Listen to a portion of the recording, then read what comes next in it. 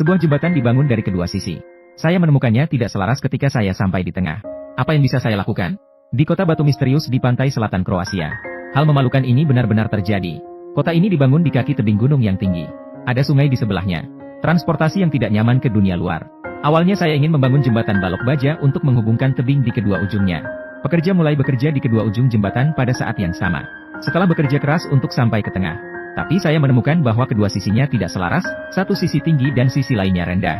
Salah satu ujungnya condong ke kiri dan ujung lainnya condong ke kanan. Ini sangat memalukan.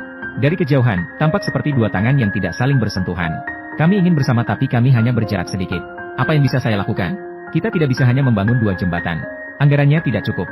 Haruskah kita membuat tangga kecil untuk menghubungkan kedua sisi tersebut? Mobil yang sedikit lebih panjang lebih mungkin terjebak. Untungnya, jembatan ini adalah jembatan balok baja. Itu diperbaiki sepotong demi sepotong di terowongan terlebih dahulu dan kemudian disambung dan diperpanjang keluar. Ia juga dapat dimasukkan kembali ke dalam terowongan sepotong demi sepotong. Mengaspal ulang. Jika tidak, itu hanya membuang-buang waktu dan tenaga. Faktanya, pembangunan jembatan saat ini bukan memperbaiki langsung dari kedua ujung ke tengah. Gali lubang posisi terlebih dahulu. Bangun pilar jembatan di lubang satu persatu. Terakhir, pasang balok pada pilar. Memperbaiki bagian demi bagian dan bergerak maju secara perlahan. Setelah pilar diperbaiki, arah jembatan pada dasarnya ditentukan. Jika ada kemungkinan gagal terhubung. Masalah seringkali ditemukan sejak awal saat menggali lubang. Jarang kedua ujungnya diperbaiki. Hanya untuk mengetahui bahwa kedua ujung jembatan tidak sejajar. Ujung jembatan tidak sejajar. Haruskah kita merobohkannya dan membangunnya kembali atau membiarkannya begitu saja? Mari kita lihat bagaimana para insinyur dapat memperbaiki hal ini. Jika Anda menemukan bagian atas dan bawah tidak sejajar, membangun jalur pendakian adalah solusi terbaik. Dengan meningkatkan kemiringan jalan, mengganti perbedaan tinggi antara kedua ujung.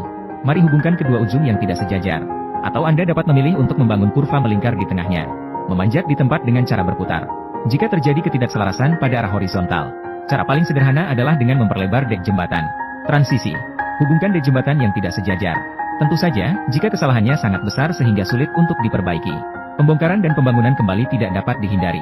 Selain konstruksi, ketika sebuah jembatan mengalami penurunan geologi, ini juga akan menyebabkan kedua ujung jembatan menjadi tidak sejajar.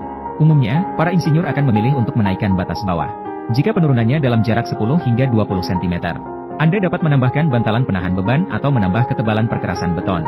Jika celahnya terlalu besar, kita harus merobohkan jalan dan membangun pilar baru. Tentu saja, sebelum membangun jembatan, insinyur akan melakukan survei dan pengukuran terperinci. Buatlah desain yang bagus. Hilangkan semua kemungkinan penyimpangan sejak awal. Setelah menerima gambar, para pekerja, selama proses konstruksi, kami juga akan melakukan pengukuran dan inspeksi tepat waktu. Gunakan sejumlah besar perhitungan simulasi untuk menghilangkan kemungkinan kesalahan. Pasti akan ada kesalahan jika Anda membangun sesuai dengan gambar.